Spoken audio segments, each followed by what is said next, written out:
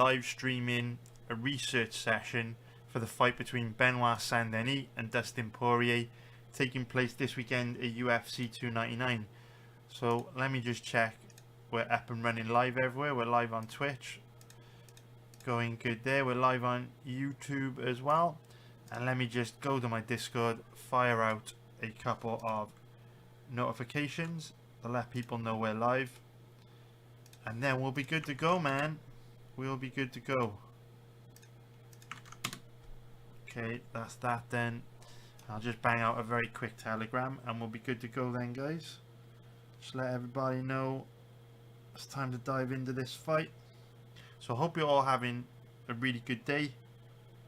We did a really long session yesterday, 4-hour live stream on the fight between, or actually two fights, Madalena Burns and also what other fight did we do? Kevin Holland MVP. So the research videos on my channel for that shit.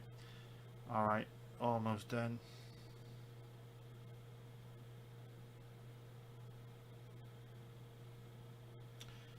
Research.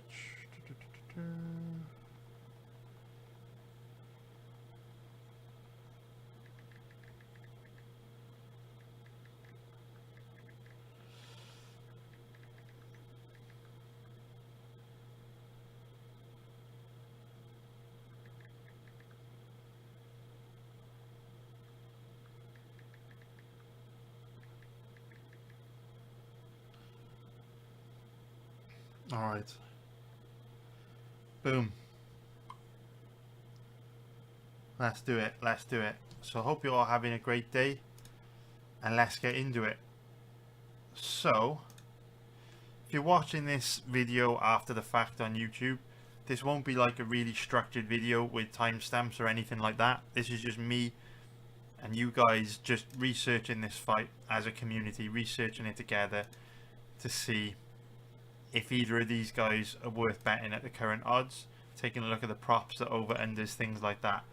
So if we take a look at the odds on this one, we can see that, let's actually just refresh as well to get the latest odds. So we can see that Benoit Saint-Denis is around about an average of 1.45, which is going to be minus 222 for an implied probability of 69%.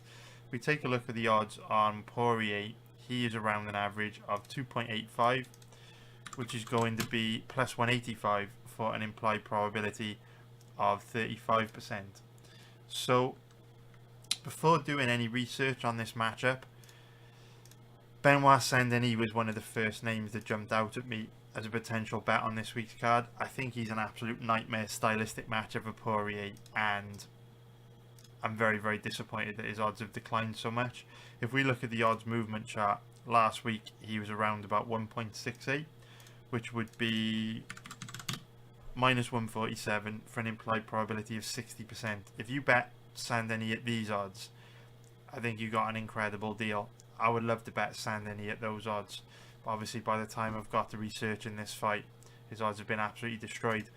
But big goal of mine for 2024 is to get ahead of schedule on fight research and get to the point where instead of me researching fights during fight week, when obviously odds have already moved a lot, I'm going to be trying to research fights on the, you know, close to the time that odds get released. And that's like my big goal for 2024.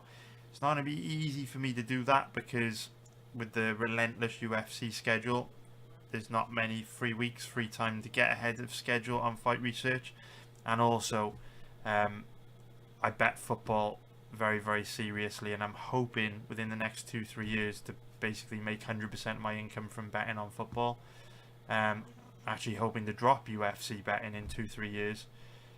So at the moment, every day I'm betting football as well. I bet football like 3 to 8, maybe actually sometimes more on a Saturday, like 3 to 16 hours a day I'll bet football. So that's why it's hard for me to kind of get ahead of schedule on fight research. But it's a lot more money to be made betting a sport like football than UFC. So it's kind of, it's more lucrative for me to follow. It's more lucrative for me to put my time into betting football than it is pre-fight betting the UFC. because I'm better at it for one. I'm much better at betting football than pre-fight betting UFC, and there's just much more money in it. So anyway, let's see if we can find some value on either one of these guys. I very much doubt we will, because like I say, I think Saint-Denis is going to win this fight. I think he's going to look great. I absolutely love Saint-Denis in this fight. I think it's a good stylistic matchup for him. I'm just fucking gutted that his odds have been absolutely steamed. And I'll say it again for the last time. If you bet Saint-Denis in this odds range, I think you've got a very good bet. I might feel differently after we research it, but from memory, I think Saint-Denis fucking smokes Poirier real bad. So anyway, my hair's gone crazy. We'll just have to deal with that. What is up, everybody? Hope you're doing good. What's up, Taz? Good to see you, mate. What's up, Bisping? Bisping, you're literally my favourite fighter of all time, man. Without Bisping, I probably wouldn't even have got into the UFC, man. I absolutely love Bisping. And Dan Hardy, we're rocking the full Reptile t-shirt. I love Bisping and Hardy, man. What's up, Joey, mate? Good to see you, man. What's up, Bab? Hey, Nemo. Hope you're doing good, mate. Yeah, do you know what, though, Nemo, man? The thing about having no interest in football, it's going to sound crazy, but I actually think, like, obviously betting on sports is a very mental thing. Like, it's all mental. It's all a mental game. I think anyone can build betting strategies that are profitable. With live betting on sports these days and how much information we've got access to online, I don't think it's that difficult to develop profitable betting strategies for sports. I think the difficult part is developing a strong enough mentality to stick to the profitable betting strategies and not deviate and do like different things. Like you see it right on the UFC. You know, last week, I know Eric Anders won last week. Eric Anders did beat Jamie Pickett. But on like 24 hours before his fight, his odds declined from like 1.29 to like 1.18, which means people were actually betting Eric Anders at like odds of 1.29, which to me is just a fucking joke. And it's just a sign that like you will get wrecked betting guys like Eric Anders long term at odds of 1.29. Like, it's inevitable. Like, he got dropped twice by Jamie Pickett in round one, for fuck's sake. But it's just like, it's the thing where just people have to gamble. You know what I mean? People have to place bets. Really hard sticking to profitable strategies. So where you say you're not interested in football, I actually think that can give you a bit of an edge, because when you don't, I've gone blurry. Sorry guys, let me just straighten this up. Let's get focused. Oh, gotta get a new camera, man. Might buy it today. Hair's gone mad. Yeah, I was just saying that when you don't care about a sport, I think that gives you a bit of an edge, because you're way more balanced and you can see things for what they really are if you don't actually care about the sport or the fighters or the team. It's like every week in my YouTube videos, people leave insane comments about fights, about how this guy is an absolute lock, he's going to win easily, blah blah blah. And I know it's probably because they really really really like that fighter, whereas if they just didn't care about the fighters and they didn't really care about the UFC that much, they'd be like way more chill. They'd be able to see things for what they really are. So I actually think if you don't care about a sport, that gives you a bit of an edge. That's just me, could be wrong.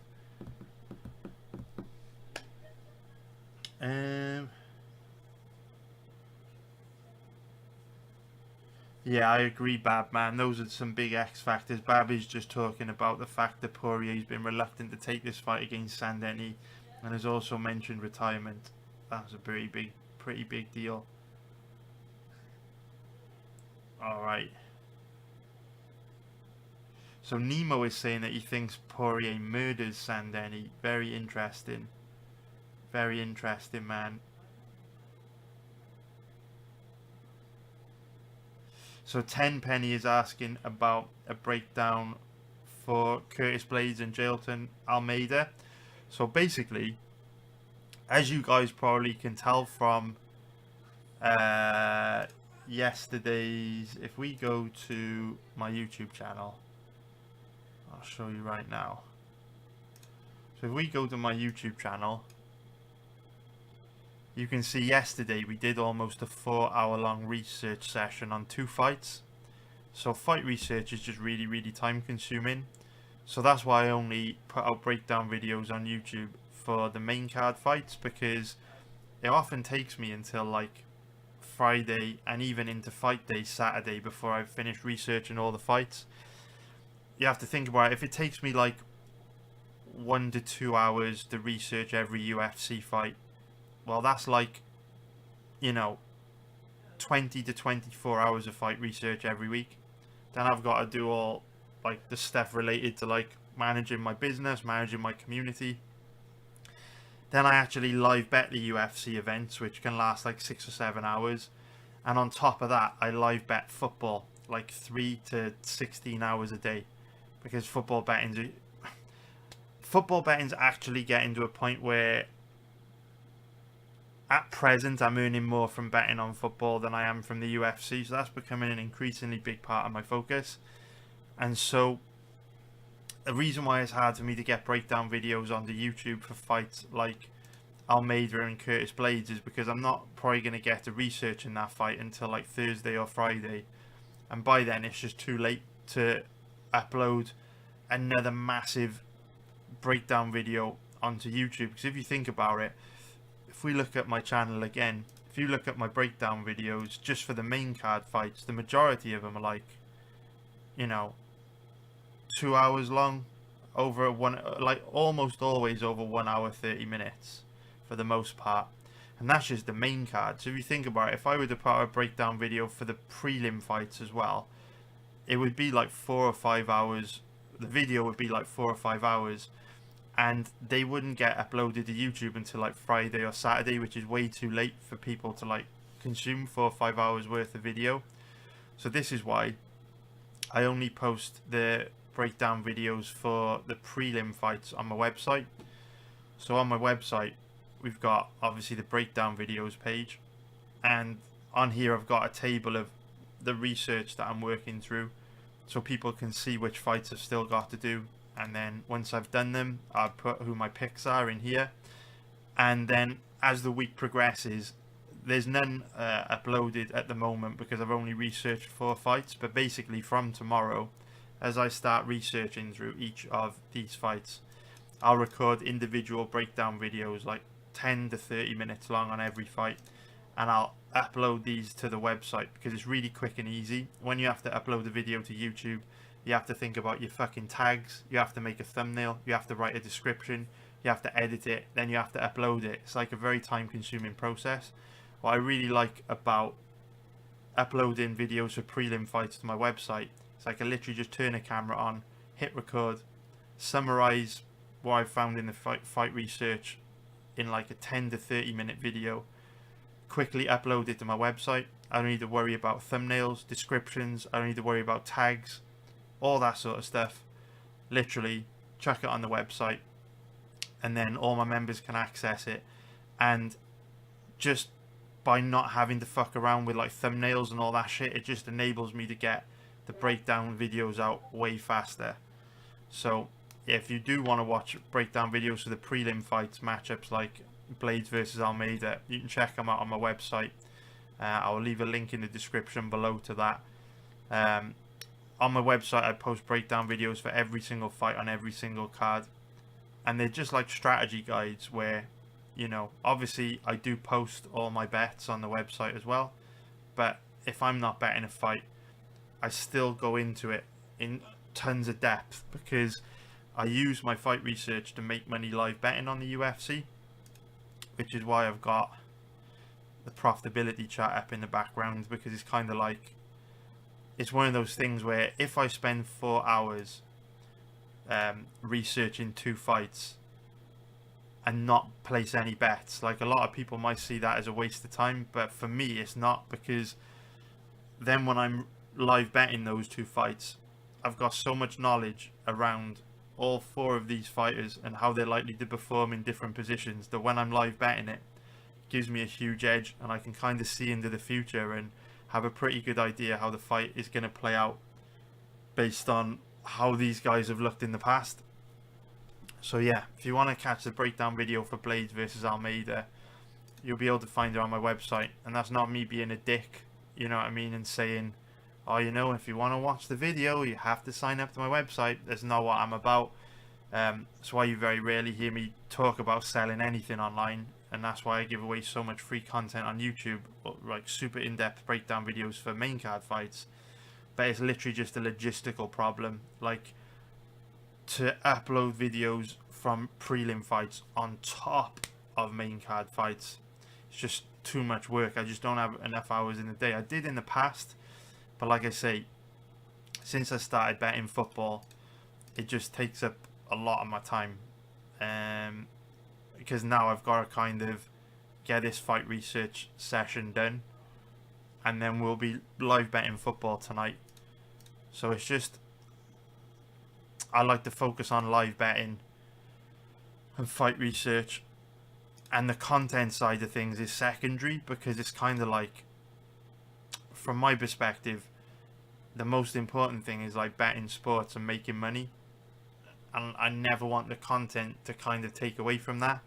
So if I was sacrificing like live betting football matches, or maybe not doing really thorough research on some less interesting fights like Almabayev versus CJ Vergara, to give me more time to put out content for fights that people really care about, like Curtis Blades versus Jailton Almeida, for me that's messing up my priorities, because you never know what fights are going to produce a really good live bet.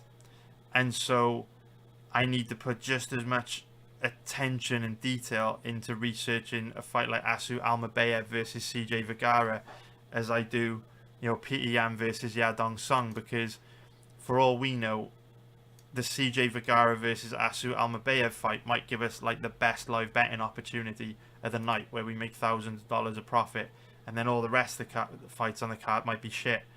There's just no way to know. And in order to do like a good amount of research on 14 fights, it takes so fucking long. Like you saw yesterday, it's like 4 hours just on 2 fights, and I'm sure this one will be about 2 hours as well. So yeah, man, it's just a campaign, but we will get through it. And so yeah, that's why I won't be able to go through Almeida and Blades, but you can check it out on the website if you really need it. All right, let's get into some questions. Let's take a look. Yeah, Jay Leon is just saying you should do like quick picks video. Yeah, just going back to what I say, I just don't have time. I would love to. I know that it would like help my channel grow and everything, but for me, my priority is like next 2-3 years I want to be earning a living solely from football betting, and that's like my main goal. I don't care about growing. I would love to grow my YouTube channel, but it just isn't a priority for me at all. Like my future, I want to make millions of dollars betting football, and so the way that I can do that is, obviously we do perform really well live betting on the UFC. So when I make money from live betting on the UFC, it enables me to obviously grow my account balances, grow my bankroll, and bet more on football, which then obviously gets me closer to my ultimate goal. And the reason why my ultimate goal is betting football is because you guys have seen the videos that I put out on YouTube regularly about my betting accounts being closed down, restricted all the goddamn time. It's just fucking annoying, man. You make a few $1,000s profit here in the UK, live betting on the UFC, your account gets closed. Whereas with football, you can bet on exchanges, brokerages at huge max bet limits, and so I don't have to worry about account closures and restrictions, whereas with UFC betting I do, or UFC live betting I do. It's not as big of an issue with pre-fight bets, but then I don't have as big of an edge on pre-fight bets, unfortunately.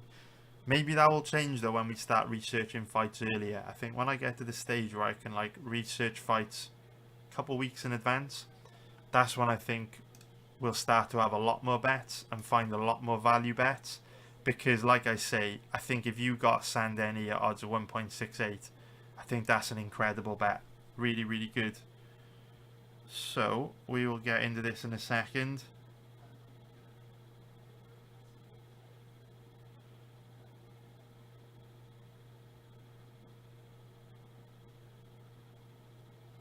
Alright, so let's see what other questions we got, man. Hey, what's up, Remless? I see you, man.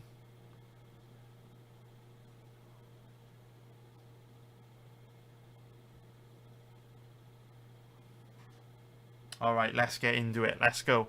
Alright, so we'll start off with the tail of the tape. So Saint-Denis is 28 years old, 5'11", with a 73-inch reach. And if we take a look at the odds on, well, if we take a look at Poirier, he's 35 years old, 5'9", with a 73-inch reach. So I think this is one of the first things for us to talk about, where even though on the tail of the tape it doesn't look like there's that much of a size difference between these two, I think there will be in the octagon. I think when you see these two in the octagon or on Saturday night, or when we see them, not necessarily at the ceremonial weigh-ins, because that can be a little bit misleading, but I certainly think Benoit Saint-Denis is going to have a pretty decent size advantage. And it's not because he's got, you know, a longer reach than Poirier or he's that much taller. But when you look at both guys in the octagon, Saint-Denis is just a bigger, stronger, more physically imposing human. And that's going to be pretty huge for a couple of reasons. In grappling positions, I think Saint-Denis is going to have the ability to just overwhelm Poirier and kind of big brother him. And then also, obviously, Saint-Denis is very bad defensively.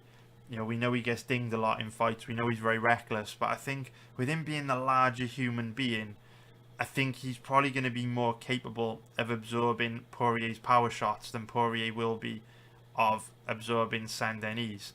So there's quite a few X factors for us to talk about on this one. I think that's the first one. And Baba's brought up a couple really good ones. So another X factor that I think is important to talk about is just the age statistic, right?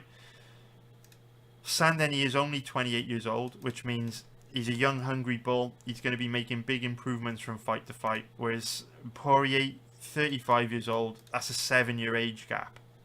Statistically, the younger fighter wins around 67% of the time when there's a 7-year age gap in a fight. However, that's obviously an average. So, you know, that stat is built from when, you know, 32-year-old fighters in their prime face young, hungry bulls who are 25 years old, right? It's like a mixture of different age differentials that contribute to that stat. I think when you've got a matchup like this, where you've got a guy like Poirier, 35 years old, he's had close to 40 pro fights, he's been rocked, dropped, wobbled multiple times in his career, taken loads of damage, had loads of injuries, was even brutally KO'd in his last fight.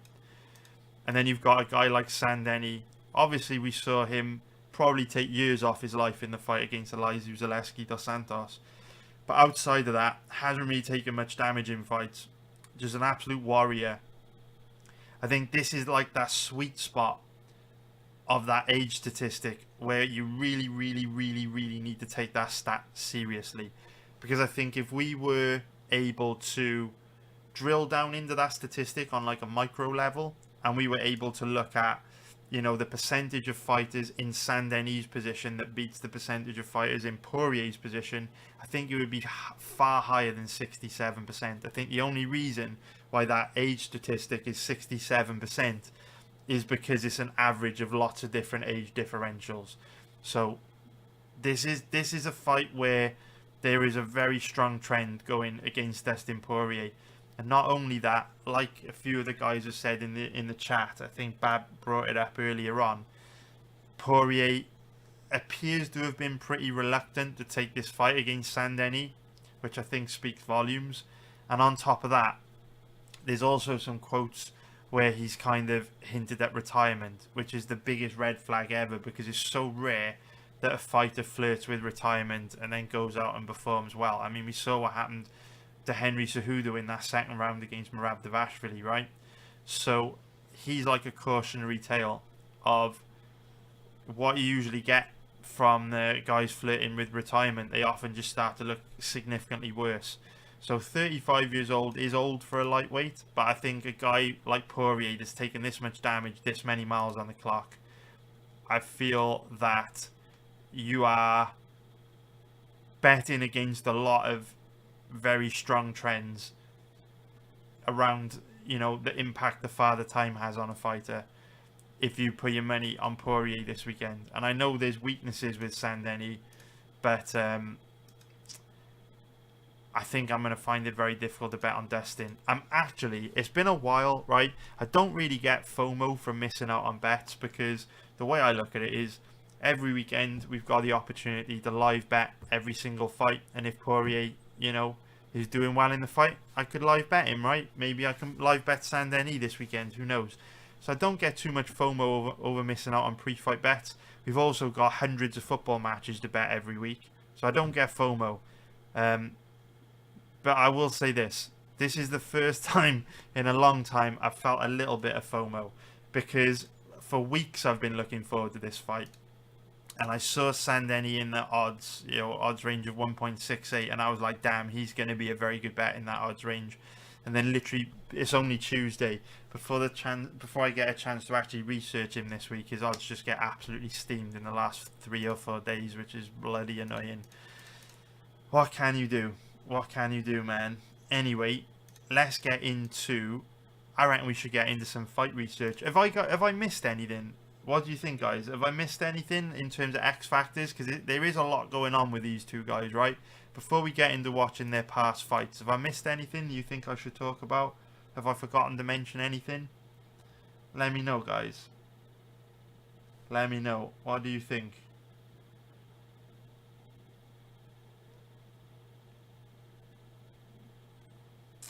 I will say something outrageous that I know a lot of people will disagree with me on. I will say something absolutely outrageous. I'm going to say something that will trigger a lot of people. But Joey McBride has said he thinks that Dustin Poirier is a massive step up in competition for Benoit Saint-Denis. What I will say is this. I'm going to choose my words very carefully so I don't get torn apart. I do agree with you that Dustin Poirier is significantly better than anyone that Saint-Denis has faced. 100%. There's no doubt about that. That can't be debated. But what I don't want to be disrespectful to Dustin Poirier, because he's a UFC legend, future Hall of Famer. I think, he's had an incredible career. But I think when it comes to guys like Dustin Poirier, I think we've got to be really careful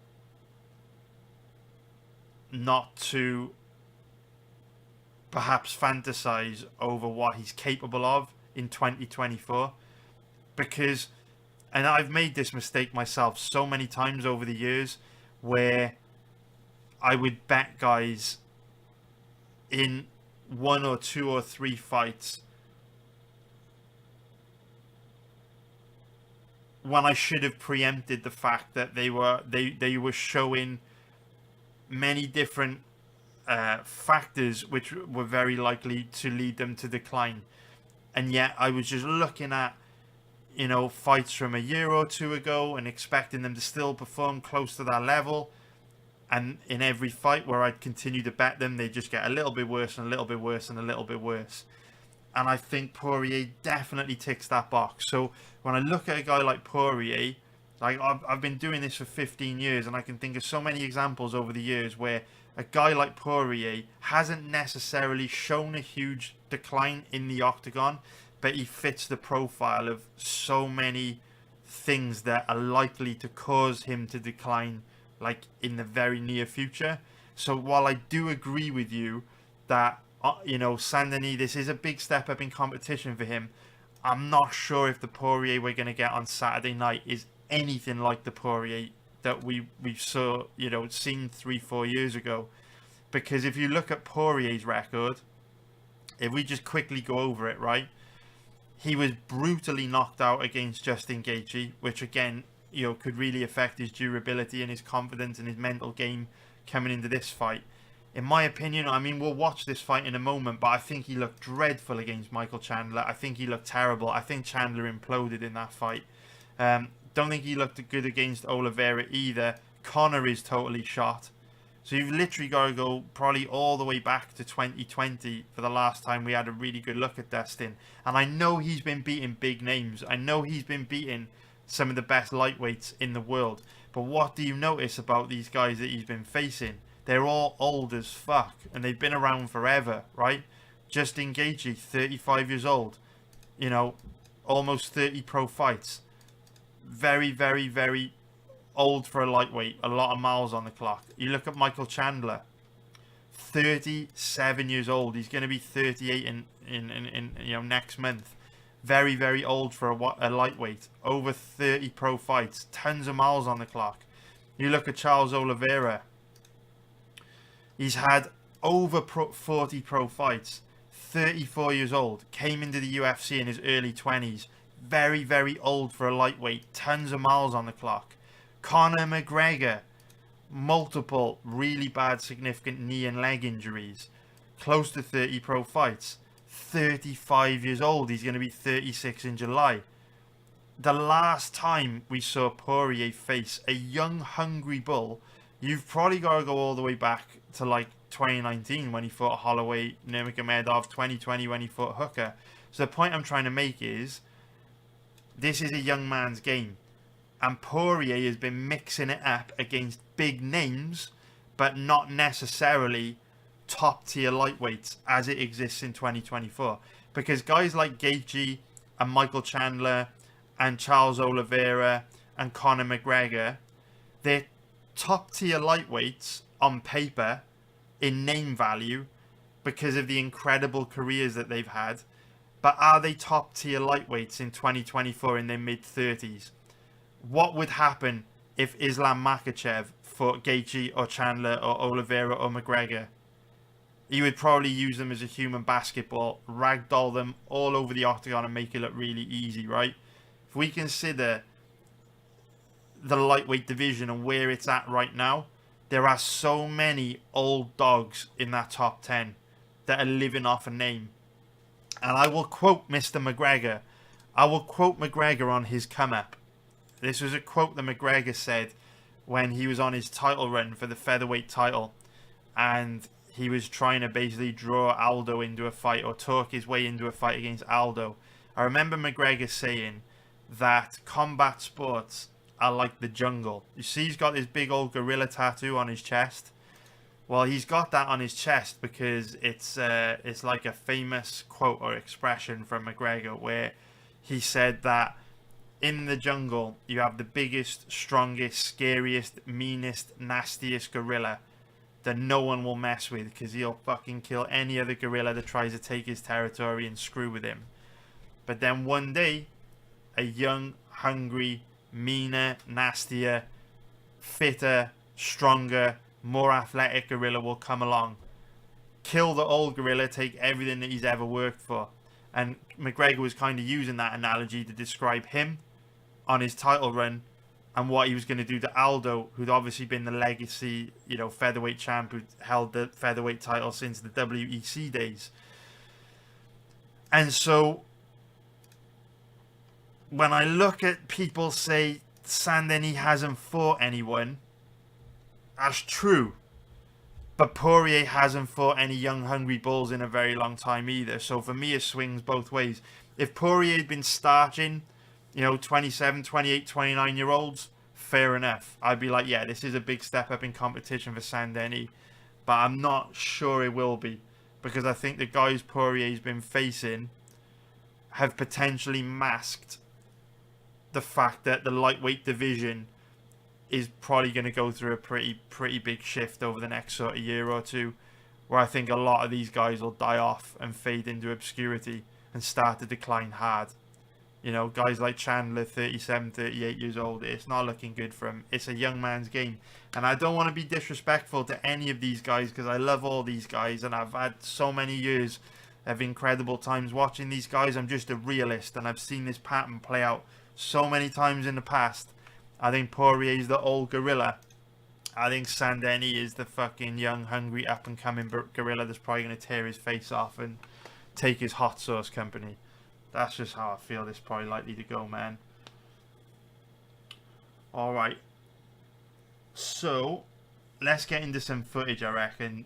Let's go. Let's get into some footage. So, let's go. Let's go. What fight should we start with? So I think what we should do is, let's start off with the Poirier fight. Because we talked so much about, Poirier's potential decline. And if we watch a little bit of footage on him, couple fights on Poirier, we'll get to see exactly where he's at this stage in his career.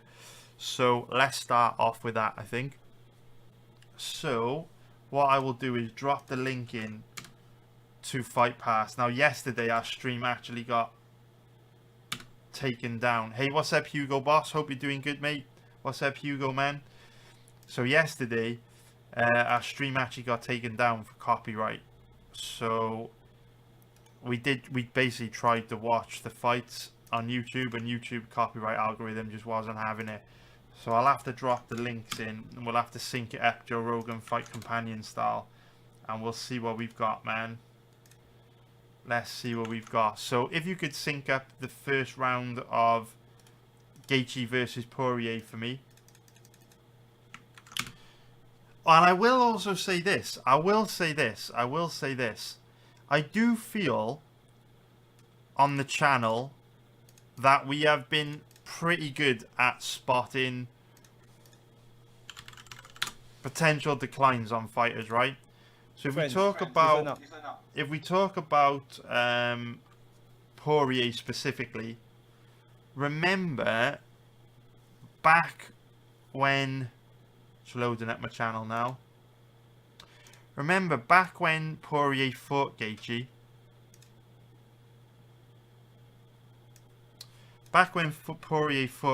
Where is it? Let's take a look. How long ago was it? There we go. So 7 months ago. Look at the thumbnail, man.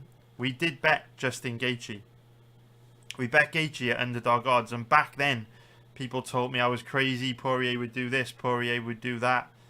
So we have kind of anticipated Poirier's downfall, and we bet Dustin Gaethje at underdog odds to beat Poirier back then. However, the problem with Saint-Denis is that his odds are absolutely fucking terrible. Whereas the odds on Gaethje were very, very good. So that's a bit annoying. But what can you do, man? All you can do is just be very patient and just wait for strong positions to come along. And I'm not sure if Saint-Denis in this odds range is going to be it. But we'll take a look. So sync up this first round for me, which starts at...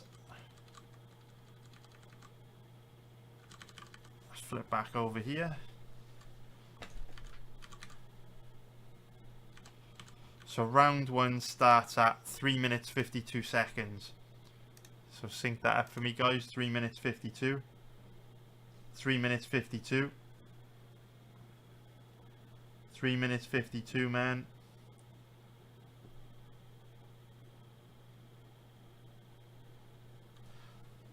Alright, guys, let's get into this fight then. So start it in 5, 4, 3, 2, 1, go. Let's go, go, go, go, go.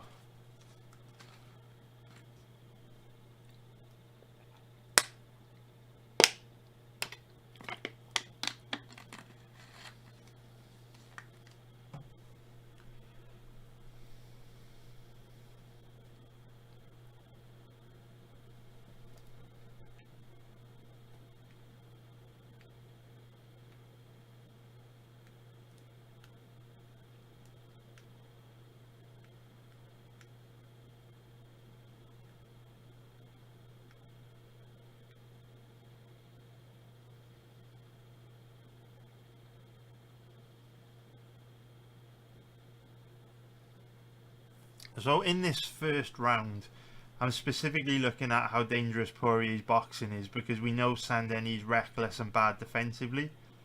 So I want to see if he's able to get near Gaethje on the feet, because we know Gaethje's a guy that will stand right in front of him. You know, he's not facing someone that's super elusive like Michael Venom Page, who we were watching yesterday. We can see some good work off the leg kicks from Gaethje. From memory, I don't recall Saint-Denis really throwing many leg kicks, although he did hammer Bonfin's body, right? I think in the Bonfin fight, he absolutely destroyed Bonfin's body with kicks. So he could easily go to the leg kicks with those. And obviously we've seen Poirier kind of vulnerable to leg kicks over the years. Jim Miller almost stopped him with leg kicks. We're seeing Gaethje have a lot of success with him here.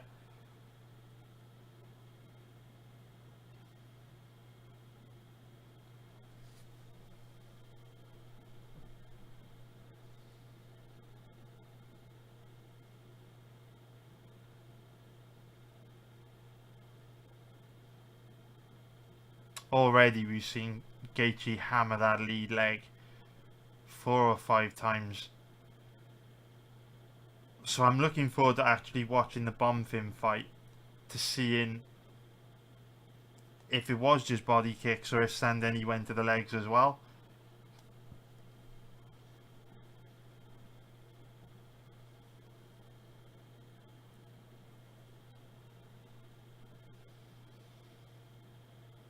So far we're like midway through round 1 and Poirier hasn't really gone near Gaethje with his boxing.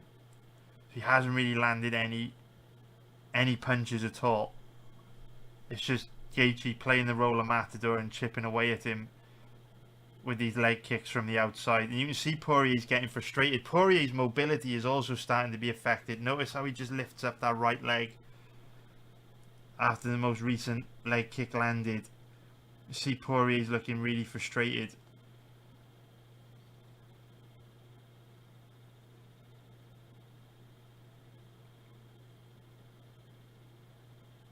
You can see what is concerning though is Poirier is really struggling to get anything going.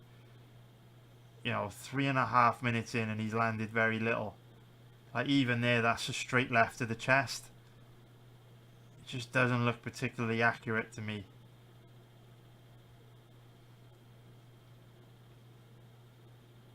I mean, something's got to have landed because Gaethje's right or left eye is cut.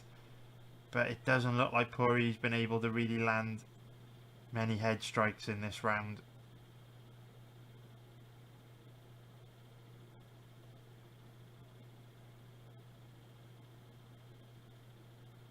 He landed a nice right hand there. Gaethje gives him a little nod.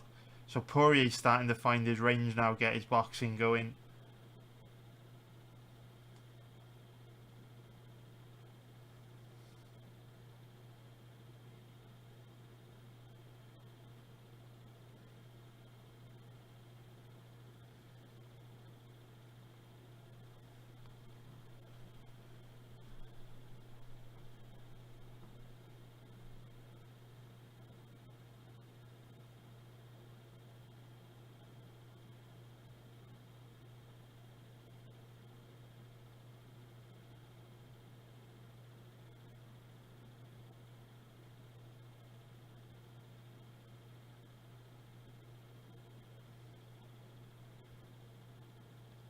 So yeah, very little end product from Poirier in round 1. I know that Gaethje's got a bit of a cut above his left eye, but Poirier didn't really achieve very much with his boxing at all.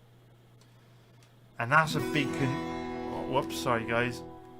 That would be a big concern for me, because if you think about it, we know that Saint-Denis is going to have a huge advantage over Poirier on the ground. So you'd want Poirier to do extremely well on the feet against someone like Gaethje, because he's going to have a lot of success against Saint-Denis on the feet, because as soon as Saint-Denis starts to grapple, Poirier's going to be in a world of trouble. So it can't be one of these situations where Poirier might just have a slight edge on the feet. He's got to really put it on Saint-Denis. Based on what I've just seen, I don't think that's possible. I don't think that's possible, because Gaethje's literally stood right in front of him for that 5 minutes and he's landed very, very little. Just wasn't that much volume from him. But let me know what you think. Let me know what you think. Poirier really, really struggled to land very much there. So, Balal is saying that Saint-Denis got scary leg kicks and scary submissions, but he doesn't see him as having dangerous hands. Do you know what? The reason why I think this is such a difficult fight for Poirier is the grappling. I think Poirier's ground game is so bad that if Saint-Denis grapples, he's just going to be in a world of trouble, man. So anyway, let's get this round 2 going. Sync up round 2 for me. Sync up round 2, which starts at 10 minutes and 6 seconds. And let's get it going in 5, 4, 3, 2, 1, go.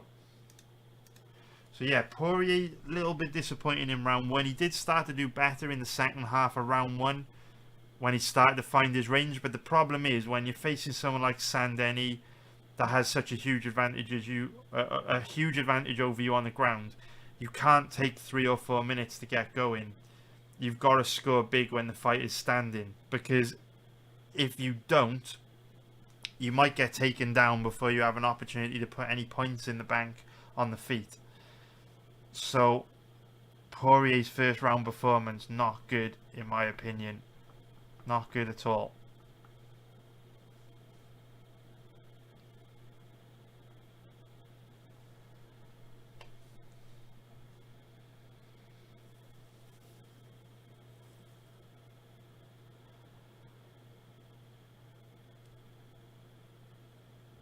Oh my god, dead.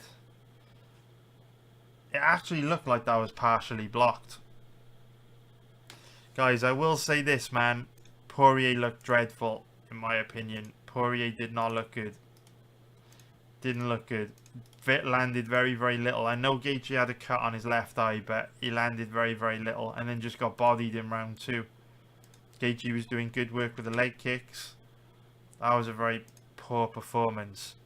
So what we'll do now that we've just had a little glimpse of Poirier, I think we should just, if we watch a little bit of footage on Saint-Denis, and then we can start to visualize how both guys match up against one another. So let's take a look at, we'll look at the Frivola fight, because it'll be a nice quick one. So again, it's annoying how we can't play this on stream because of copyright, but I'll drop the link for Frivola in there. And we'll see how Saint-Denis looks against Frivola. Whitetail, the tape is brought. So I'll grab you guys the ESPN Plus link now. If you can sync up the first round of this for me.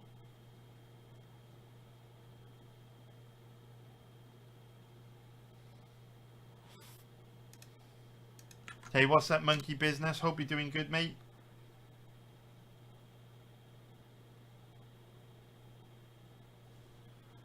Alright, let's get into it, man. So Frivola versus Saint-Denis starts at 1 minute 47 on Fight Pass.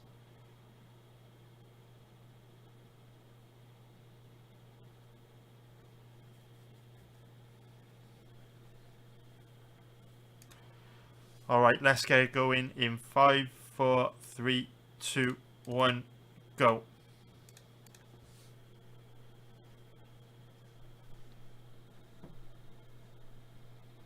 So I'm paying close attention to leg kicks from Saint-Denis because Gaethje affected the mobility. Oh, there we go. Very nice inside leg kick. Only because Gaethje affected the mobility of Poirier after like 3 or 4 minutes in that first round, which is pretty huge because when we watched Kevin Holland against Santiago Ponzinibbio, Ponzinibbio destroyed Holland's lead leg. And it just didn't affect his mobility until like 12, 13 minutes in. It's so impressive how tough Holland is. Big body kick from Saint-Denis. Big mistake though, jumping on a guillotine. I hate it when guys do that. We were talking yesterday about how Jack Della Maddalena made huge mistakes in his fight against Hafez because he kept pulling guard on guillotine attempts. Or trying to defend takedowns with guillotine attempts. But Saint-Denis, with him being a lot bigger than Frivola, has managed to hit a reversal here. Very nice takedown from Frivola. So things are going well for Frivola, man. Where did it all go wrong? Saint-Denis turns into Frivola, back up.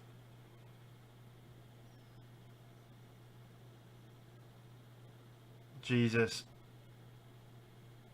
Very nice head kick knockout. Very, very nice. Very nice. Alright, so I tell you what, let's watch the Bonfim fight as well. Let's take a look at the Bonfim fight and see some more of this Saint-Denis kicking game. Because you didn't get to see a whole lot of it there. And we know Bonfin's crazy aggressive, so maybe we'll get to learn a bit about Saint-Denis' striking defense in this one, which is going to be important. So I'll drop the link in for this as well. There we go. Now this is a whole event video where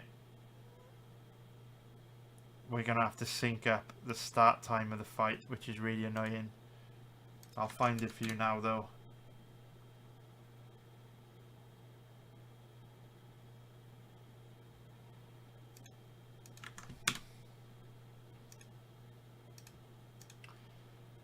So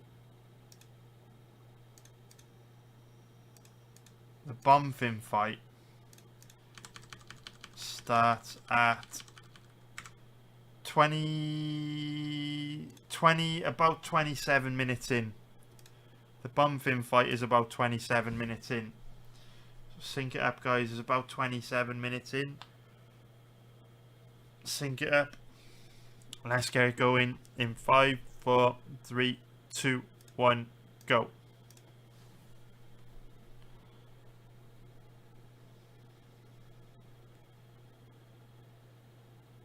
Already you can see Poirier hammering the body of Bonfim. Bonfim inviting him to throw more, which wasn't a good idea in hindsight. Beautiful body kicks though, and the reason why he's having so much success with his body kicks is because Benoit Saint-Denis is stood southpaw, whereas Bonfim is standing orthodox. So his power left kicking leg is in an open striking stance, which can slam into the body of Bonfim. What's interesting about Poirier is that Poirier is also a southpaw, so Saint-Denis' kicks won't land with the same impact from the same angle.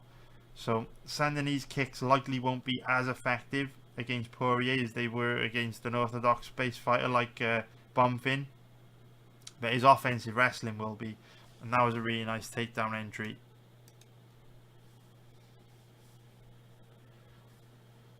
Mounted him as well. Jesus.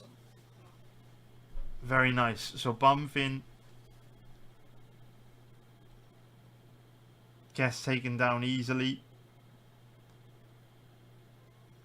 Saint-Denis shooting a takedown quite early in the fight. Oh, he gets reversed, but immediately pops back up to his feet. Very nice. See if he goes back to looking for a takedown. Straight back to the kicks. You can see that Poirier's movement and his speed is a lot better than Saint-Denis. You can see, like earlier in the stream where we were talking about Saint-Denis having a decent size advantage over Poirier, not necessarily on the tail of the tape, but in terms of being the bigger human. And you can kind of see it in these fights that we've been watching, because with Saint-Denis, he's like big and slow and clunky, and Poirier is like light on his feet, he's faster, he's sharper. So Poirier will definitely have a big speed advantage.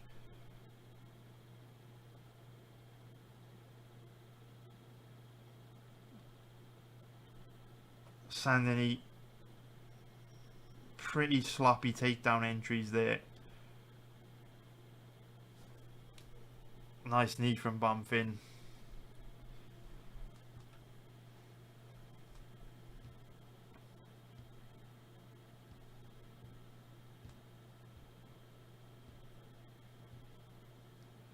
Again, a really sloppy takedown entry there from Bonfim, where they're very telegraphed. The takedown entry that he shot earlier in the round was real nice, but these last couple have been very slow and laboured. Trying to hit an outside trip off this body lock, but not doing a good enough job of tangling up the legs of Bonfim and upsetting his balance.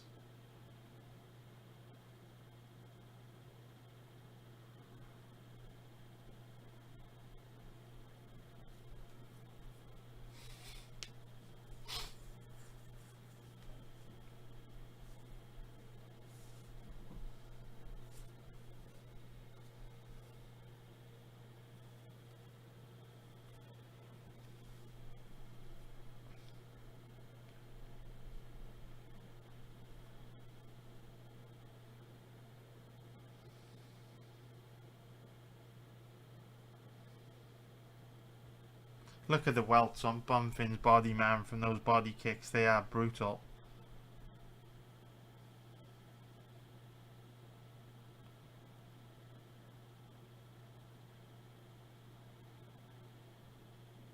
This is a 5-rounder as well, right? Yeah, what's tricky about that is we don't really have much footage on Benoit Saint-Denis going past round 1. Because his fights that have... of these two that have gone past round 1 ended very early in round 2. This was his debut, so you can't really judge him on that. Plus, it was 3 years ago. You know, he's likely to have improved a lot since his debut and a fight that took place 3 years ago. So yeah, we don't really know what Saint-Denis' cardio is going to be looking like in a, you know, in a 5-rounder. But then Poirier does tend to slow down a lot anyway. And the face crank submission from Saint-Denis, very, very nice. Okay, so now let's go back and take a look at Poirier. Well, actually, shall we... yeah, I tell you what, let's wrap up the Saint-Denis footage. Let's watch the Thiago Moises fight, and then we can go back to Poirier then. So here is his link, or here's the link for the fight against Moises. I'll grab you guys the ESPN Plus now. Where are we? Yeah, I think it's really dangerous for us to like for me, I'm always looking at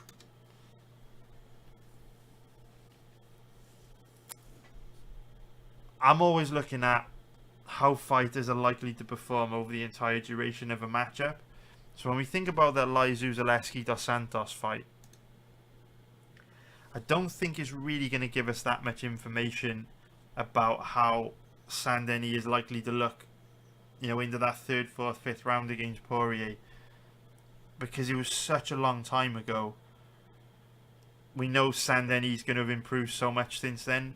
He's 28 years old now. He only would have been like 24, 25 years old when he fought Zaleski dos Santos. Plus, it was his UFC debut. Plus, it was a huge step up in competition.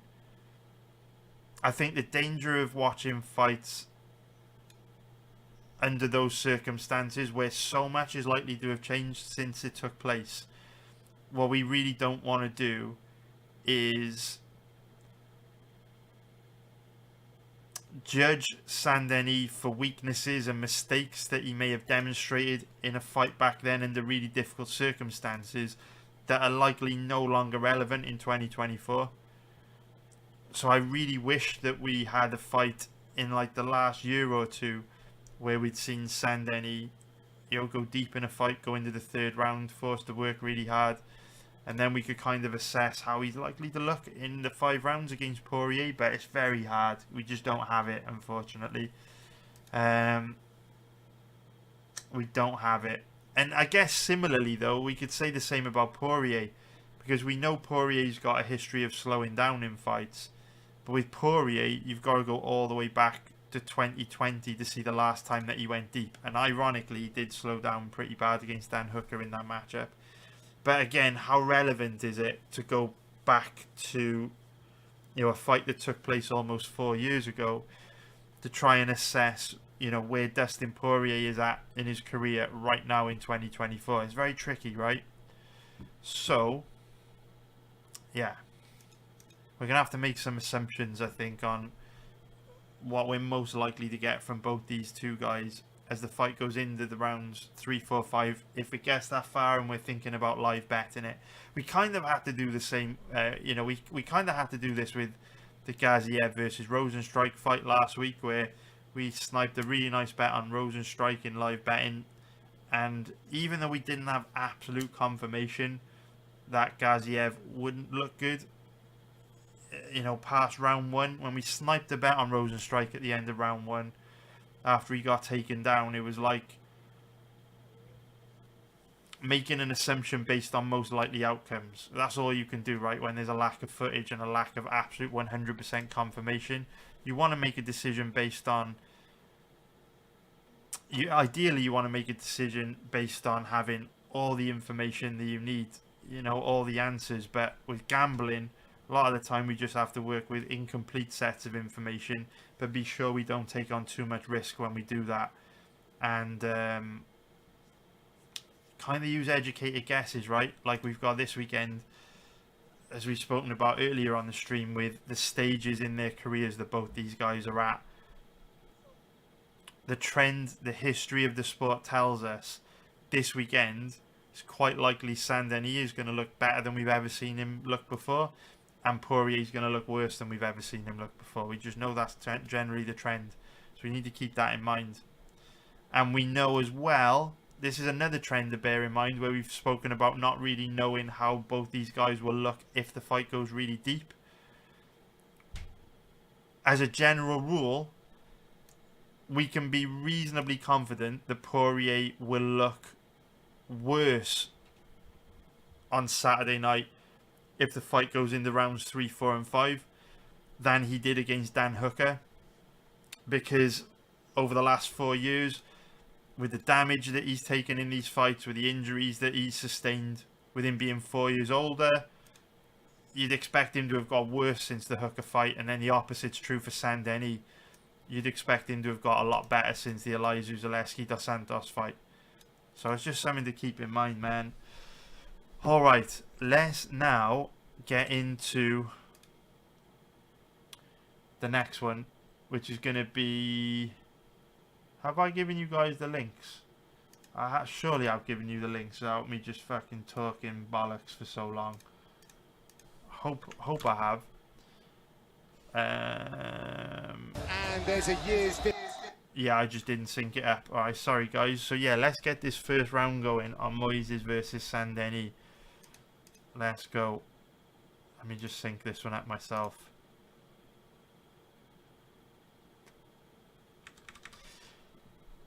So, one thing that I did notice,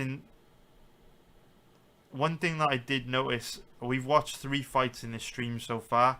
I would say one thing I noticed was Poirier didn't look that dangerous to me against Gaethje, but he did look very fast. He was very sharp on the feet. His movement was very good. When I look at Saint-Denis, those kicks that he landed on Frivola and Bonfim, they were absolutely devastating. They were so hard. They were so impactful. But he's very slow and clunky. So I think in this matchup, you might have a bit of a trade-off where Dustin's got the speed, but at this stage in his career, he may not be able to hurt Benoit Saint-Denis too much on the feet. But then Saint-Denis has just got that raw power and physicality, where he can really hurt Dustin, even if he may struggle with the speed and the technique of Dustin. Oh, nice one, Eric. Thanks a lot, Eric. I really appreciate you, man. Thanks a lot for watching as well, mate. Really appreciate it, man. Kaboomin is saying Saint-Denis needs to use his grappling. Yeah, I agree, mate. I do agree. Two Scoops is saying Saint-Denis' only loss is when he lost the decision. Christian Rodriguez. Hey, what's up, mate? Hope you're doing good, Christian, mate.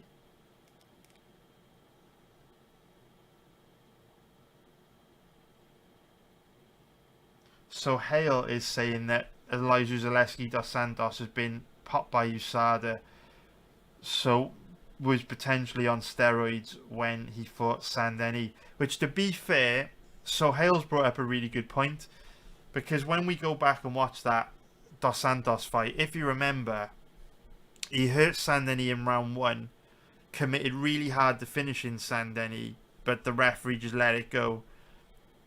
And then there were multiple times then in rounds 2 and 3 where dos Santos came so close to finishing Saint-Denis and the ref just didn't stop it. But what's really interesting about that fight is the way that Elizeu Zaleski dos Santos fought was congruent with someone who would usually adrenaline dump. I remember watching the fight live and thinking, Jesus, if dos Santos doesn't get the finish here, he's at real risk of adrenaline dumping because of how hard he's committing to the finish. But he just kept going. Like, don't get me wrong, dos Santos did get tired in the fight, but he just kept catching second wins and he just kept pouring it on, right? He was relentless, which is why he had Saint-Denis in so much trouble throughout the entire duration of the matchup. So Suhail's bringing up a really good point in the sense that if Dos Santos wasn't on steroids, he might have adrenaline dumped after committing so hard to the finish in round 1, and then rounds 2 and 3 might have been completely different. So it's a really good point, man. Oh, nice one, Al. Thanks a lot, mate. Nice one, Al. I'm doing alright, thanks. 2 scoops, dude. I'm looking forward to betting some football in a bit. I'm hoping I can make a bit of money tonight. Fingers crossed. Yeah, the football season ends in May, so I'm hoping to try and make as much money as I can between now and May, because then the summer's probably going to be pretty quiet. But March, April and May are the best times of the year for betting on football, because it's like the business end of the season where you've just got loads more information to work with. You know exactly the motivation behind every team, what they're going for, if they're in a relegation dogfight, if they're trying to get in the playoffs, if they're going for promotion. So I love this time of the year, and I'm looking forward to betting football in a little bit. So it's a good day, man. Didn't have much football to bet yesterday, so I'm missing it. I'm raring to go tonight. Tonight also we got some games from so my profitability is very different on different leagues. So the best way I could describe it is, you know, like a strawweight women's fight looks absolutely nothing. It looks nothing like a heavyweight, low-level heavyweight fight, right? So, for example, Joanne Wood versus Marina Moroz will look absolutely nothing like Josh Parisian versus Rebelis de Spagna this weekend. They may as well be 2 completely different sports. Football's the same, where every league is completely different. So, like the Spanish league will have a totally different style of football, totally different dynamic to, say, for example, the German league. It will be completely different. It's the same sport, but it will look completely different. So different types of football are easier to bet than others, and so I have really good win rates on some leagues and then not so good win rates on others. So I tend to bet a lot on the leagues where I do have a really good win rate, and I try to avoid the leagues I try to avoid betting the leagues where I don't have a good win rate. And tonight we've got like 6 or 7 games in a league that I perform really well on, the English Championship. So I'm looking forward to that, man. Thanks for asking, mate. What's up, Rusty Ford? Hope you're doing good, mate. What's up, man?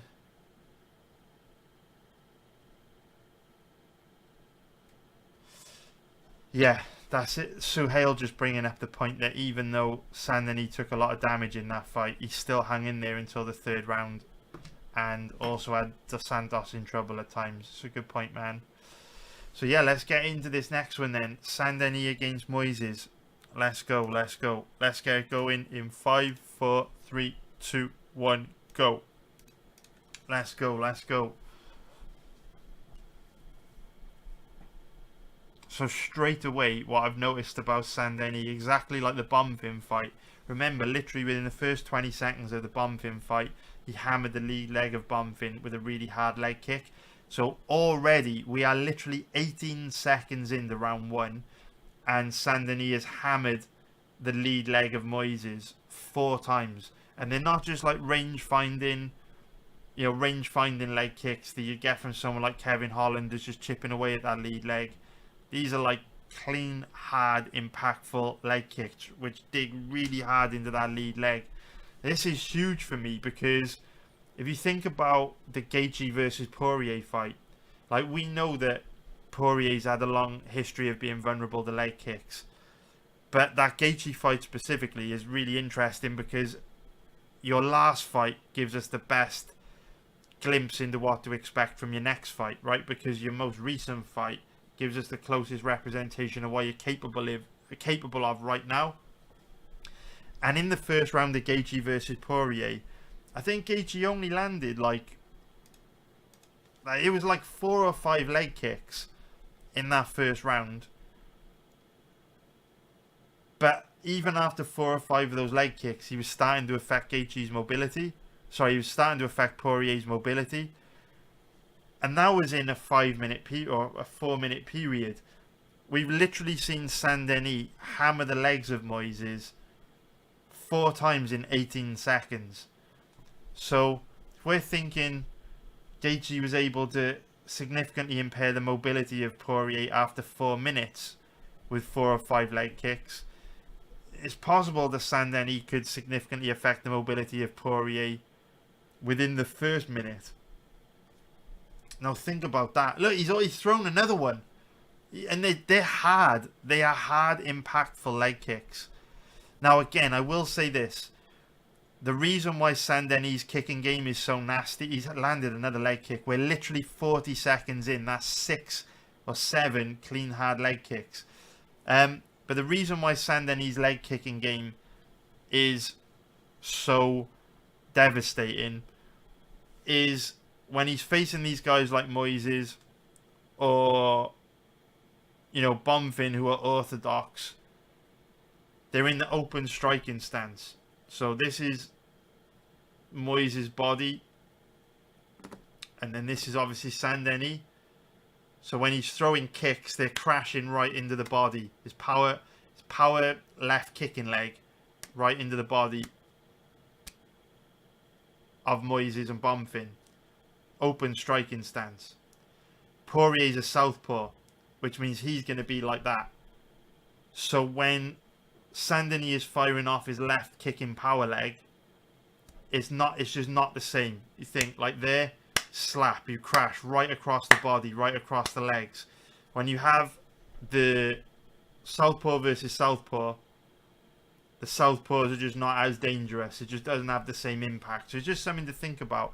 It's obviously still going to hurt Poirier. He can still attack the lead leg, but I don't think Saint-Denis' kicking game will be as devastating against another southpaw. I think what makes it look so devastating is that he's fighting in the open striking stance against these orthodox guys. Don't get me wrong, he's still got nasty kicks, so it just isn't going to be as nasty. I will also say this. With it being southpaw versus southpaw, that just in that area does give Poirier a little bit of an advantage. Only because if we think about Saint-Denis, I think he's had 14 pro fights. Yeah, 14 pro fights. Whereas Poirier has had close to 40. Right? Poirier is a far more experienced striker than Saint-Denis. So we know what the stats are with southpaws. Only around 30% of fighters are southpaw. So Poirier is going to have far more experience in a stand-up fight against another southpaw than Saint-Denis is. You know, for the most part, Saint-Denis is going to be used to facing orthodox stance guys.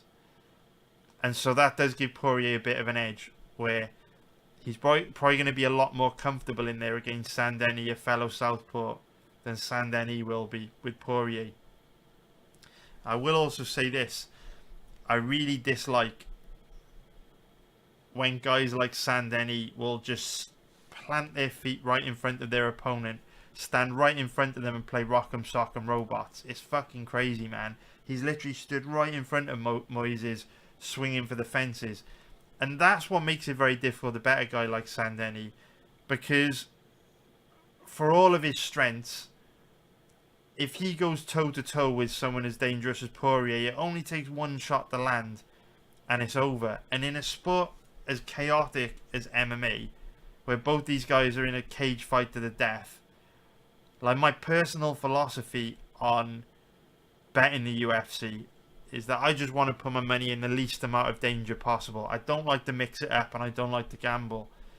And when I see a guy like Saint-Denis that invites danger, you just know when you bet on a guy like this, you are putting your money in danger. Yes, he's tough. Yes, he's got a good chin.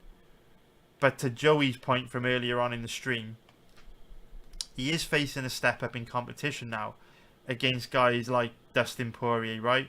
So whereas fighters like Thiago Moises, Matt Frivola, they may not have the timing, the accuracy, the composure to punish Saint-Denis in those positions of recklessness.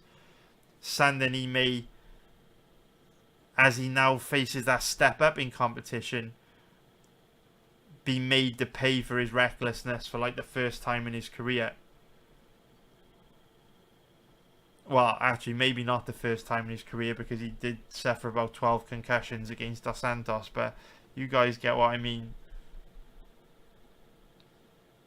Because like even in this position, right, Saint-Denis is just coming forward in straight lines. Like look at that right hand that Moises lands. Because Saint-Denis is literally stood right in front. Look at that, another clean right hand, Jesus. There's a big difference taking a right hand like that from someone like Thiago Moises compared to someone like Dustin Poirier. Now, will Saint-Denis fight like that against Poirier? Will he show him more respect? Who knows?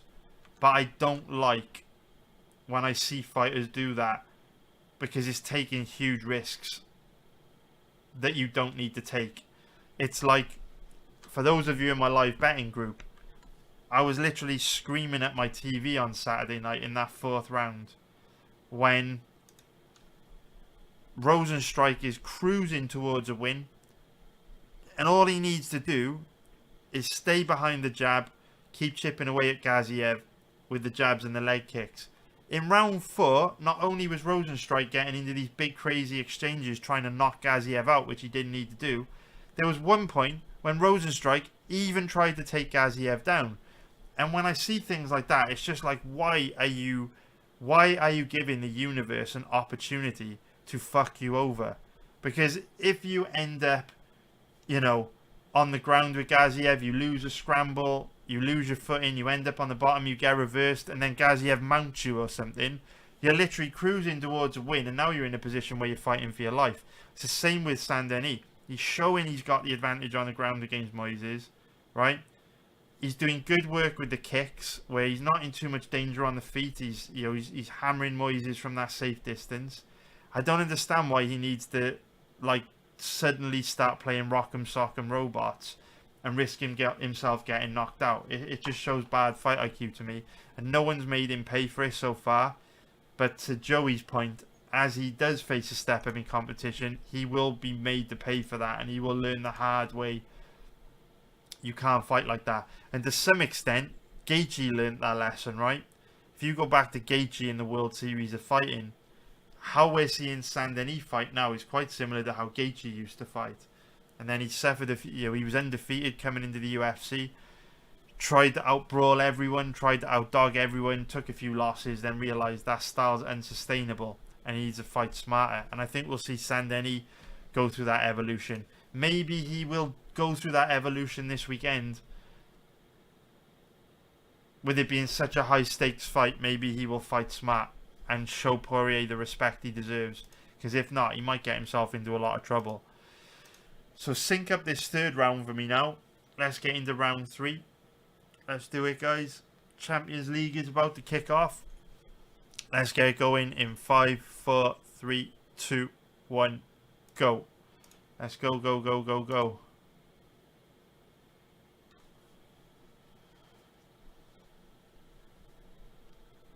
Hey, what's up, Tizza? Hope you're doing good, mate.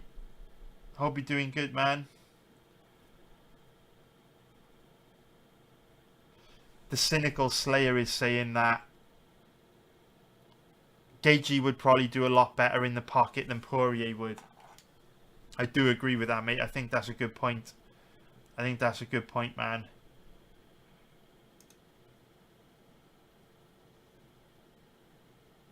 Sahel is saying that he fought like this against Moises because the fight was in Paris and he wanted to put a show on for the crowd and he got excited. The thing that would worry me about that, though, this is a huge pay-per-view. It's going to be really hyped up. He's going to be at the press conference for the first time.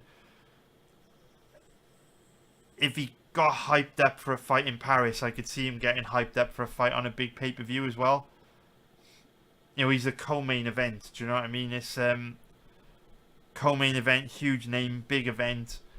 He might get it into his head that he needs to put on a show, fight recklessly, all that sort of shit.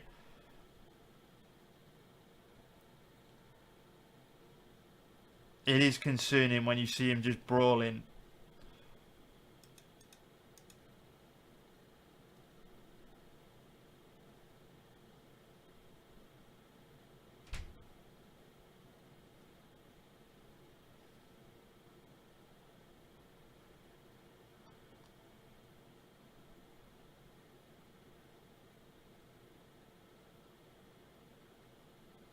Yeah, a few people,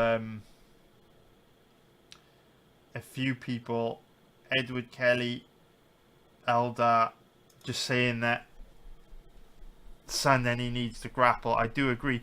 We'll watch the Poirier versus Chandler fight next, which I think shows how bad Poirier is on the ground.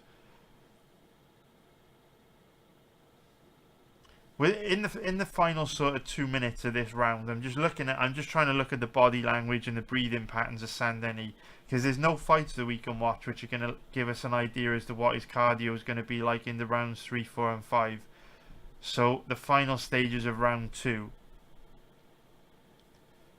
are just going to give us a little bit of insight. I will say this: Saint-Denis' takedown defense isn't very good, but I like how he quickly works his way back up to his feet, like you see it there. Just got those butterfly hooks in play really quickly, elevated Moises, gets to his knees and stands back up.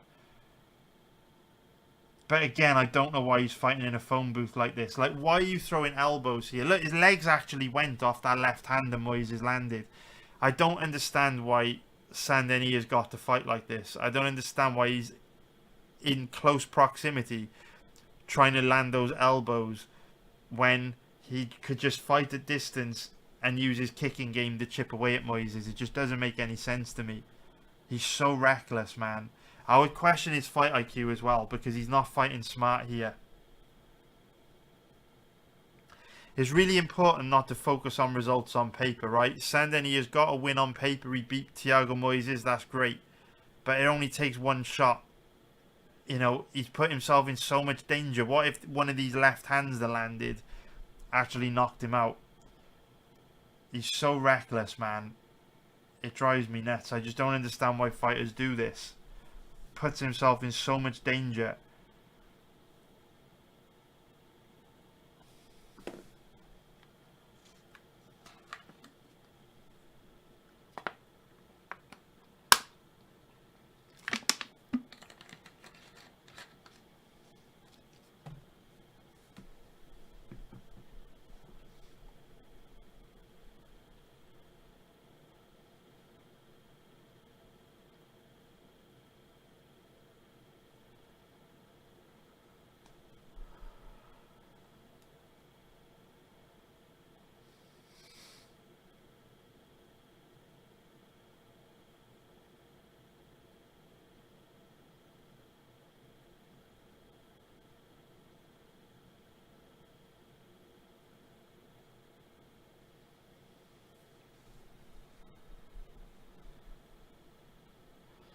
And that's it. Bazaki finally steps in. Alright guys, let's get into the next one. Let's do Poirier versus Chandler. So I'll drop the link in now.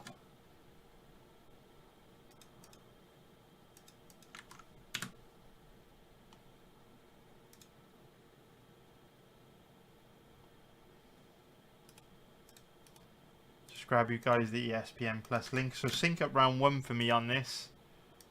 Sync it up, guys. Sync up round 1. And let's get into it. Let's go, let's go. Sync it up, guys. Sync it up.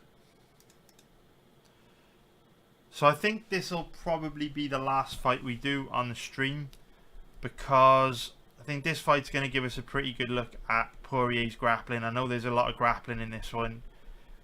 I feel the footage that we've watched of Saint-Denis shows us that he can cause Poirier a lot of problems with his leg kicks. But Saint-Denis' recklessness, striking defense, can get him into a lot of trouble with Poirier's boxing. So I think by the time we watch this fight, we've taken a little look at Saint-Denis' grappling. We'll get a look at Poirier's grappling here. I think we'll be done on this one pretty much. So, with that being said, let's get into round 1. Get it going in 5, 4, 3, 2, 1, go.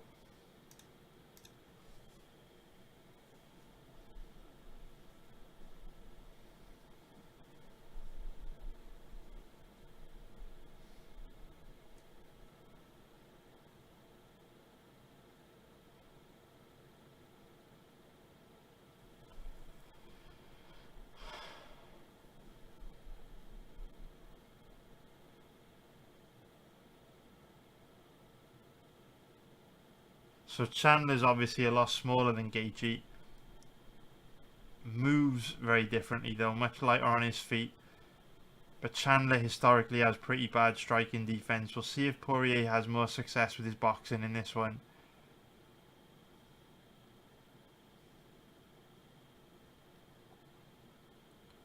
Jesus, Chandler spamming the kicks.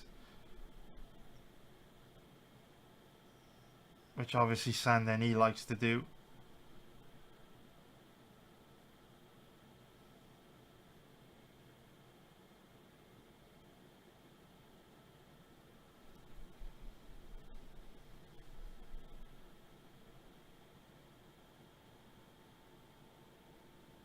So when we watched the Poirier-Gaethje fight, Poirier didn't really have any success with his boxing at all.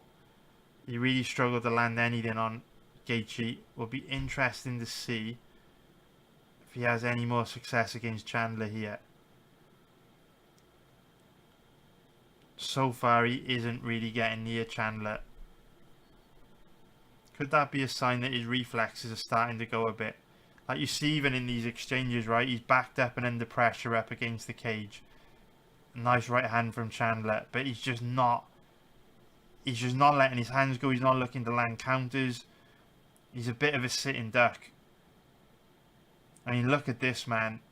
And this is a range that you could see Saint-Denis put Poirier in, right? We know Saint-Denis, very aggressive. Likes to fight in a phone booth. It's just concerning for me how Poirier has obviously built a career off a very boxing-based style of fighting. And he didn't really land barely any punches against Gaethje, and he's not really landing any punches against Chandler either. And like I say, Chandler and Gaethje, they're not like super elusive Michael Venom Page type strikers who are going to be really difficult to get to. Chandler and Gaethje are both stood right in front of Poirier. And yet all of his shots are falling short. He's really struggling. And like I say, I know obviously it's going to take time for Poirier to find his range. But the thing is, what happens if Saint-Denis takes him down before he gets a chance to find his range, you know? Like, look, in this position, he's just not firing back. Just trapped up against the cage. So, you know, it is tricky to deal with a takedown entry like that because Chandler did a great job of setting it up with his boxing to expose the lower body of Poirier. But now we'll get to see a bit of Poirier off his back, which historically I don't think is very good.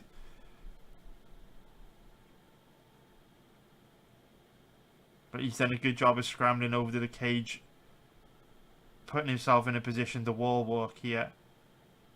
Chandler does a good job of dragging him away from the cage. Tried to take the back, but his legs aren't long enough.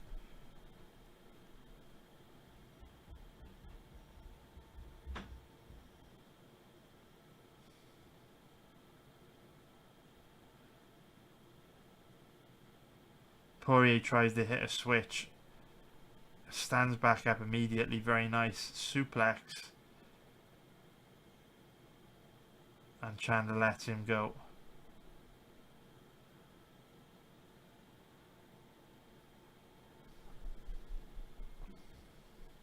What I'm noticing about the Poirier, or what I'm noticing about the Gaethje and Chandler fights, is Poirier looks really inaccurate on the feet. Like you can see in these exchanges, he's obviously knocked Chandler down there, but prior to that, he was missing. Like even here, he's missing a lot. Like even when Chandler's like gassed out of his mind, stood right in front of him, he was struggling to land. And it's only now that Chandler is trapped right up against the cage, flat-footed, that he can get shots off. I think what happened in that sequence was, I think Chandler gassed himself out on the suplex attempt. Whenever I see fighters attempt a suplex, it's just crazy to me because they never obtain a dominant position off it. All it does is exert tons of energy, and you could see it there before the suplex, before the grappling positions.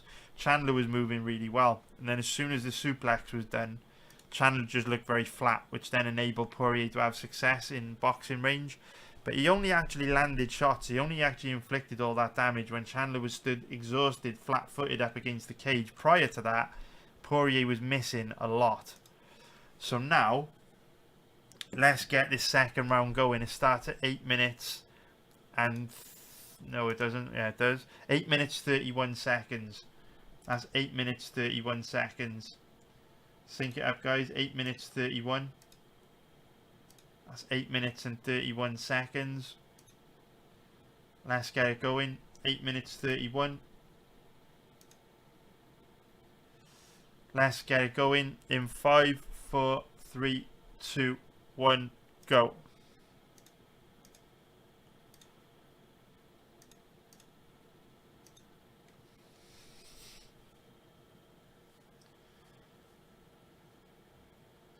So Rami, if you watch the fight that we're watching, I'm not sure if you're watching it alongside us, but if you watch the Gaethje fight and the Chandler fight,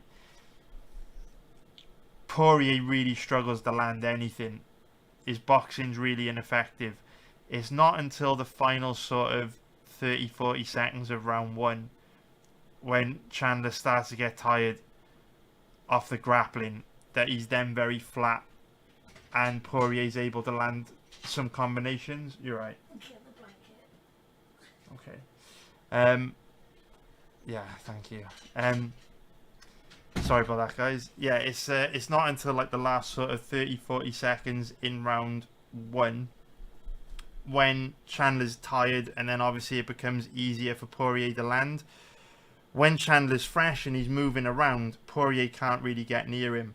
I know you disagree, but I just don't see how you can when we're actually like watching it in front of us. So I don't know what the striking stats are. For me, they are irrelevant. If you actually just watch the fight, what I've just described is what happened.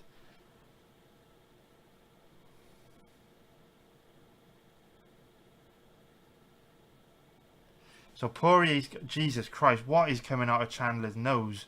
It looked like a fucking leech or something. Jesus, man. Anyway, Poirier's giving up a cheap takedown here. And... fucking hell, Chandler's nose is insane, man. There's a lot of bad stuff coming out that shouldn't be coming out of a nose. But anyway, we get to see a little bit of Poirier's ability to work his way back up to his feet here, because he's not in that bad of a position. He's done a good job of scrambling over to the cage, and Chandler only has one hook in. It's hard for a guy like Chandler to get deep hooks in play because he's so short. His legs aren't long enough to get really deep hooks in play. So Poirier's not in that bad of a position here. I just think... oh, okay, now he is. When you see a guy in Poirier's position, it's really important that they show urgency to work through positions like this, because the longer you hesitate, the more time you give your opponent to make an adjustment. So Poirier did a really good job of scrambling over to the cage, but that was his opportunity then to get his right side tight to the cage so that he could basically block Chandler's ability from slipping that second hook in play on the right side. When he hesitates on his knees in that position where Chandler's got one hook in on the left side, but he's just kind of holding on to him. When he hesitates there, as soon as Chandler gets a little bit of space on the right side, that's when he puts the second hook in. So a huge issue with Poirier's ground game is that he hesitates a lot in bad positions like this. And the problem Poirier's got, there's a lot of problems with doing that. Obviously, the first is that you're not scoring because you're allowing your opponent to outwork you, outpoint you in that position. Second problem is when you hesitate like this, you're giving your opponent opportunities to put you in an even worse position. Like we can see this here, right? When Poirier scrambled over to the cage and he was on his knees, Chandler didn't really have a lot. Didn't have control of his body, didn't have hooks in play, wasn't in a particularly good position to do anything, right? Poirier should have just exploded back up to his feet, but he hesitated, which gave Chandler enough time to work through the grappling position to the extent where now he's in the process of being close to flatten Poirier out, where he can start to get ground and pound off. And it's a similar sort of mistake that we saw Thiago Moises make in the second round against Saint-Denis, where he just hesitated in that position, which then enabled Saint-Denis to rack up the ground and pound, score points, do damage. And then the other problem with positions like this is that when you hesitate in a bad position for as long as Poirier does, obviously he's carrying Chandler's body weight and he's being worn down. And that isn't good against someone like that Saint-Denis, who's obviously very aggressive. He's a lot younger. He's a lot bigger than Poirier. So the grappling positions in this fight are just absolute red flag city. It isn't good. It isn't good. But I know Chandler implodes in round 3 of this fight. It's absolutely wild. And just loses top position by getting overly aggressive, which is wild. So what we will do is... yo, Sasha, that is exactly what she was saying, man. That is exactly what she was saying. Alright, so what we will do is we will wrap this one up now, and we will probably come back tomorrow and do another couple fights. We'll do Sean O'Malley against Marlon Vera tomorrow, and we'll do Yadong Song against Peter Yan as well. So we'll watch this third round now as we wrap this one up, and that'll be that. So sync up round 3 for me, which starts at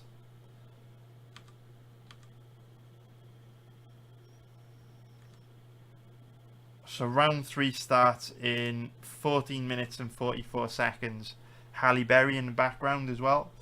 So 14 minutes 44 seconds. Sync it up, guys. 14 minutes 44 seconds. And yeah, man, let's just summarize this one. So I think from let's get into this. Let's hit play, and then I'll kind of sum this one up based on what we've seen.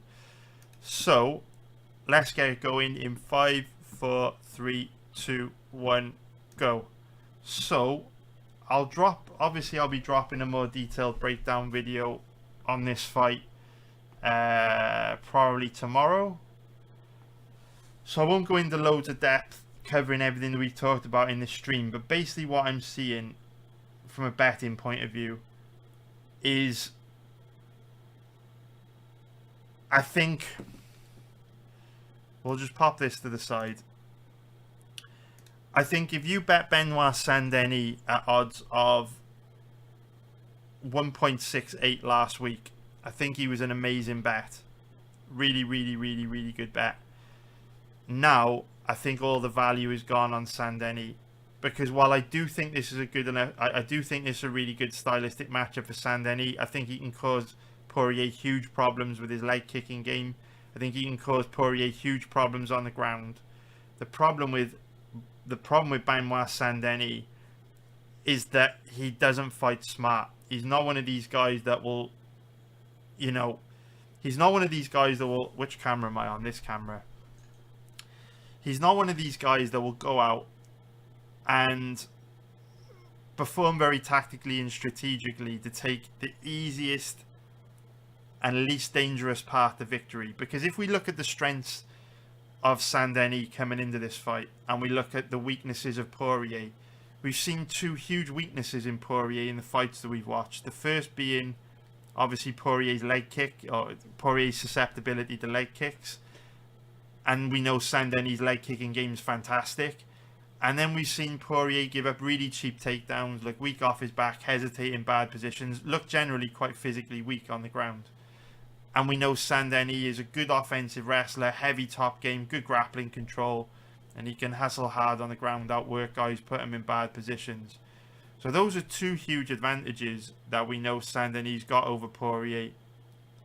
The problem is, when you look at Poirier's strengths, he's faster than Saint-Denis, he's more accurate than Saint-Denis, and he's a lot more experienced than Saint-Denis, right? This is a huge fight for Saint-Denis, co-main event, 5-round fight against, an absolute legend in Dustin Poirier, who's been around forever. And you know, the nerves, the anxiety, the nerves, the performance anxiety, the octagon jitters that Saint-Denis is going to be feeling going into this fight, probably going to be a lot different to Poirier, who is going to be able to deal with a fight of this magnitude a lot easier. And so I think when you've got a guy like Saint-Denis, who's young, he's hungry, he's aggressive, and he goes out there and he stands right in front of his opponents and he looks to play rock'em sock'em robots and get into these big exchanges, he's kind of got away with that up until this point in his career, because he's 13-0, and even though when he's been stood right in front of guys like Bonfim or Moises or Frivola, they've been able to land big shots, he's tough enough and he's got a good enough chin to kind of take him and hang in there. But what we do sometimes find with guys like Saint-Denis is that they have to learn the hard way before they change and improve. Like a really good example would be, trying to think of a really good example. I was going to say Yair Rodriguez, but he's a terrible example because his takedown offense is still awful. I'm trying to think of an example of a fighter who had like a specific weakness which cost them, and then they basically... Oh, I'll give you a good example actually. A really good example would be Uros Medic. Uros Medic, probably the best recent example I can think of, right? If we bring his Tapology up. If we look at Uros Medic, right? So Uros Medic, if we look at his record, he was one of these guys that would come out the gate super hard, trying to kill everyone in round one. And because he's fast and he's explosive and he's so dangerous, he would just keep racking up these big highlight reel knockouts, right? And then when he faced the step up in competition against Jalen Turner, he tried to do the same to Turner, came out the gate super hard, landed big shots on Turner, threw everything that he had at Turner. But unlike in his past fights where these lower level guys that he was facing kind of caved and Medic was able to get them out of there, Turner kind of weathered the early storm, took over late in round 2 when Medic started to adrenaline dump and slow, and obviously Medic suffered the first loss of his career. And so then when you look at Medic's fights against Omar Morales and Matthew Semmelsberger, you see a completely different game plan and strategy from Uros Medic, where instead of coming out the gate super hard in round 1 and trying to kill Semmelsberger and Morales, instead he paced himself much better. He thought, instead of trying to kill both those guys in round 1, he just kind of chipped away at them, tried to win a nice kickboxing match, and was able to beat both guys with a completely different game plan and strategy. That's like Uros Medic is a really good example of someone that had to learn the hard way that their fighting style was deeply flawed. And when you look at Saint-Denis, I think he might be one of those guys. Now, I don't know if Poirier can make him... Well, let me reword this. Poirier can make Saint-Denis pay for the holes in Saint-Denis' skill set, which is recklessness, being bad defensively. He absolutely can. I mean, look at what he did to Chandler when he gave him an opening towards the end of that first round. We know Poirier is more than capable of landing a bomb, making Saint-Denis pay for that recklessness. But will he? I don't know. And that's what makes this fight difficult for betting. Because I wouldn't want to be betting on Poirier, knowing his takedown offense is very bad, his ground game is very bad. He really struggled to get his boxing going against Gaethje and Chandler. He virtually landed nothing against Gaethje. It wasn't until Chandler looked tired at the end of round 1 that he was able to land some shots and hurt Chandler really bad. So Poirier's boxing looked mostly ineffective in the footage we watched, which is a sign that his reflexes are potentially starting to go a little. And so, don't want to go back over everything we said at the beginning of this stream, but there's a lot going against Poirier in this fight. And I feel there's a lot more going for Saint-Denis, more past the victory, more X factors on his side. And so, unfortunately, this is one of those fights where I just think the odds are probably where they should be. I think Saint-Denis is an amazing deal at 1.68. But it's very difficult to bet Saint-Denis in this odds range for an implied probability of 70%, where you've got to give Poirier the respect he deserves of being able to punish Saint-Denis for his recklessness. I think maybe a 30% chance of winning is probably quite appropriate, which would put the odds exactly where they should be. So yeah, man, I know a lot of people are on Poirier this week. He's a big name. We can see green arrows mostly up for Saint-Denis odds, so it would be nice to see Saint-Denis odds improve a bit. If they did improve back to 1.68, I would be all over him. But at these odds, for me, unfortunately, it's a pass. That's the way it is, man. That is the way it is. So yeah, man, let me know what you guys think. We'll wrap this one up.